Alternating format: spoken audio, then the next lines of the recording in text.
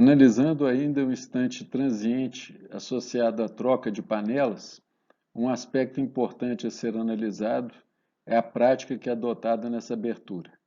Como foi mencionado anteriormente, no momento dessa troca, o nível de aço no distribuidor cai. E aí duas situações podem ocorrer, dependendo das condições ou do limite mínimo de aço no distribuidor e também do posicionamento da válvula submersa. A figura apresentada aqui ilustra a contagem de inclusões em número por centímetro quadrado, em função do diâmetro dessas inclusões, analisando duas condições de abertura. Uma delas é aquela que ocorre quando o jato é aberto, ou seja, o jato de aço proveniente da panela fica exposto ao contato com a atmosfera, nesse caso a distância da superfície superior do nível de aço considerado foi de 33 milímetros, e um caso onde esse jato foi submerso, ou seja, não houve contato do aço diretamente com o ar. E o que se observa claramente é que na primeira prática, como há contato do aço com a atmosfera, há uma oxidação do aço e aí a contagem de inclusões em número por centímetro quadrado é bem mais significativa do que aquela que se obtém quando o jato é submerso. Isso ocorre para toda a faixa de concentrações de inclusão. É claro que a contagem de inclusões de maior diâmetro é menor, porque essas inclusões têm uma tendência maior a flotar, por questão da lei de Stokes, mas mesmo assim, a manutenção das condições de jato submerso é importante para minimizar essa oxidação ou essa reoxidação e, consequentemente, a formação de inclusões que vão ficar incorporadas ao aço. A figura apresentada aqui, mais uma vez, compara diferentes práticas de abertura de panela. Aqui na ordenada tem-se um índice de qualidade do aço. Níveis menores significam melhor qualidade, mais alto significa pior qualidade. Isso aqui é plotado em função de polegadas lingotadas de aço após a abertura da panela. Logicamente, isso aqui é uma forma também de contagem de tempo. E aqui três práticas são exemplificadas. No caso das circunferências abertas, é para jato aberto. As circunferências fechadas, jato submerso, e os quadrados abertos, jato submerso, com a adoção de uma prática que permite a redução da passagem da escória da panela para o distribuidor. Essa prática está associada à colocação de cones no fundo da panela que reduzem essa passagem de escória.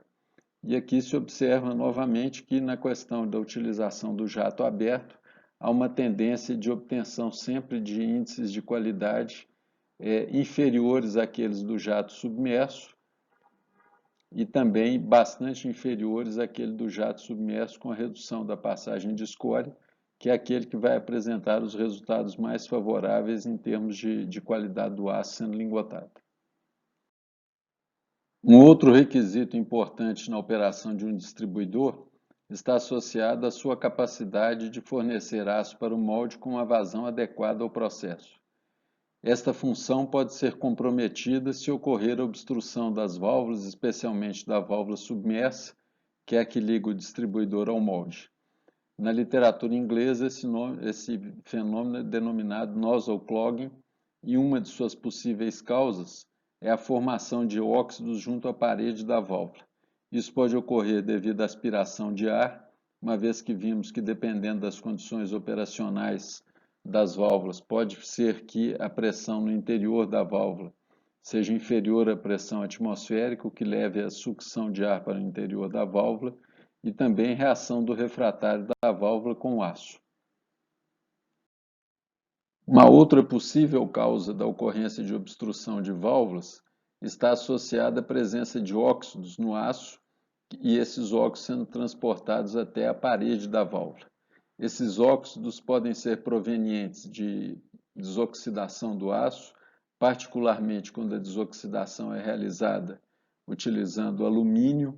A alumina formada a partir desse processo de desoxidação tem uma forte tendência a ser aderidas à parte ao refratário da válvula submersa. Podem ser produtos de reoxidação do aço e também inclusões exógenas provenientes, por exemplo, de refratários. Em relação à desoxidação com alumínio, foi visto na parte dos vídeos referentes ao refino secundário que a utilização de cálcio pode ser interessante para alterar a morfologia das inclusões, formando aluminatos de cálcio que têm uma menor tendência de aderir à superfície das válvulas, uma vez que são inclusões líquidas, ao contrário das inclusões de alumínio. A figura apresentada aqui ilustra uma válvula submersa dotada no lingotamento contínuo de placas, onde ocorreu o fenômeno de deposição de alumínio na porta da saída da válvula submersa. Estas partículas aderindo à parede da válvula provocam uma redução na abertura e, consequentemente, limitam a vazão de alimentação do aço para o interior do molde. Uma terceira causa para a obstrução de válvulas submersas é a solidificação do aço junto à válvula. Neste caso, o que pode levar a essa obstrução é um baixo superaquecimento do aço. Neste caso, o aço com baixo superaquecimento tenderia a solidificar nas partes, especialmente onde as velocidades são mais baixas, e levaria a essa obstrução, e também situação onde as perdas térmicas são elevadas.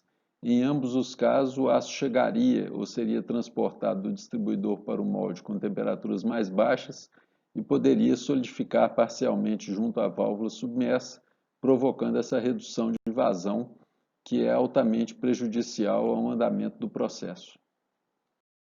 Na análise do que causou a obstrução da válvula, é importante identificar qual das causas anteriores é que foi a responsável. Uma das formas de fazer a identificação dessa causa é coletar o material que ficou aderido à válvula e fazer uma análise química dele. Se esse material for constituído de aço, certamente isso foi causado por processo de solidificação devido a uma temperatura do aço mais baixa. Se esses materiais, ou se esse depósito for constituído, por exemplo, de óxido de alumínio, certamente isso é proveniente de desoxidação, e se tiver composição semelhante ao de refratários, certamente será proveniente de inclusões exógenas. A identificação dessa causa é importante quando se busca prevenir a ocorrência desse tipo de fenômeno. Para prevenir a obstrução das válvulas, além das medidas que podem ser adotadas durante o processo de refino secundário através da alteração da morfologia das inclusões, uma série de outras ações podem ajudar a fazer com que essa frequência de obstrução da válvula seja reduzida. Uma delas é a redução da turbulência superficial nos distribuidores, cobertura do aço no distribuidor, isso aqui ajuda para controle térmico, isso daqui para prevenir a captação de partículas de escória. A abertura da panela com jato submerso, foi visto que essa prática elimina a absorção de partículas de escória e também de reoxidação do aço, minimização da passagem de escória da panela. Isso também foi visto em uma das figuras apresentadas anteriormente, que isso reduz a contagem de inclusões e certamente vai ter um efeito benéfico na redução da obstrução. Superfícies lisas e com menos componentes, isso ajuda a reduzir a aderência das inclusões às paredes das válvulas submersas.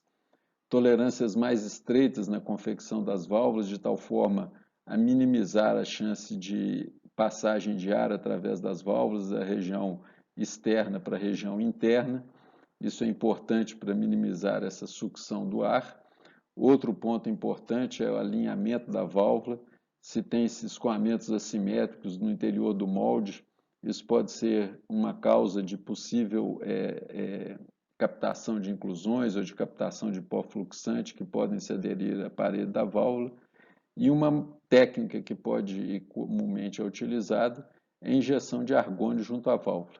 Essa injeção de argônio vai prevenir essa aderência das inclusões e, consequentemente, minimizar a tendência de formação dessas obstruções de válvula. Um aspecto extremamente importante relativo à obstrução de válvulas é se ter condição de identificar a ocorrência desse fenômeno. Uma forma prática de fazer isso na indústria é acompanhar qual que é a abertura da válvula que é necessária para manter o nível de aço no molde para uma dada condição de lingotamento, manter esse nível constante. O que se observa quando ocorre a obstrução da válvula é que vai sendo necessário ter-se aberturas cada vez maiores para uma dada altura de aço no distribuidor para conseguir manter esse nível constante. Logicamente, se mantivéssemos essa abertura da válvula, ocorreria uma redução na vazão de aço, que deveria ser compensada por uma redução na velocidade de lingotamento. Então, este acompanhamento da abertura da válvula, também posicionamento do tampão, é fundamental para ser utilizado como indicativo da ocorrência do fenômeno de obstrução das válvulas.